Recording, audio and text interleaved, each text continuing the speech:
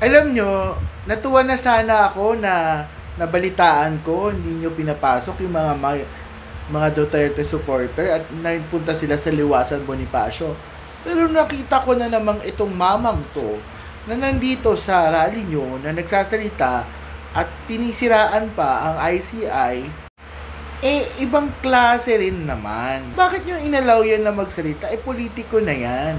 Kahit sabihin nyo pang miyembro nyo yan. Considering na ang sinisigaw nyo transparency and accountability, yung mamang yan, may video na umaamin na meron siyang hindi sinasama sa kanyang records ng mga donations nung eleksyon. Ang tanong ko, alam nyo ba talaga kung ano ang transparency? Baka akala nyo yung transparency, yung transparent na plastic. Hindi po ganun. Ang transparency, dapat willing kang ipakita ang lahat ng nagawa mo, ideklara mo ng tama ang mga papel na dinirecord sa gobyerno. So, generally, pag hindi mo dineklara lahat, may problema ka sa transparency at accountability. Kasi accountability mo na ideklara bilang isang politiko na nanalo kung sino talaga ang nagbigay ng pera sa'yo, sa iyong kampanya. Kasi yun naman talaga ang design nun, para ma-make sure na makikita kung may link sa'yo yung pinapaboran mo. Bukod sa traffic, yan na lang talaga ang masasabi kong comment ko sa inyo.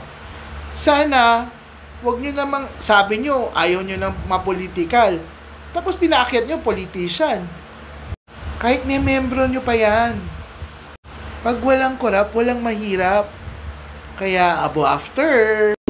Kami po ay naniniwala na karapat dapat kang makarating sa Senado. Tanggapin mo ang halagang to. Marami sila. Isa lang ang kanilang pakiusap sa akin. Ano po yun? Sana wag mo na kaming i-disclose ang identity. Ganito. Pwede ba yun, Sen? Na hindi mo i-disclose? Kasi nga kailangan igalang mo yung kanilang pakiusap. Tinulungan ka eh. Ngayon, kapag ka naglagay ako ng figure sa contribution, mapipilitan akong mag-disclose ng pangalan nila. Alam mo kung bakit? Merong kaakibat na kung tawagin ay deed of acceptance of donation. O edi ngayon nilabag ko yung kaisa-isang kahilingan mo sa akin.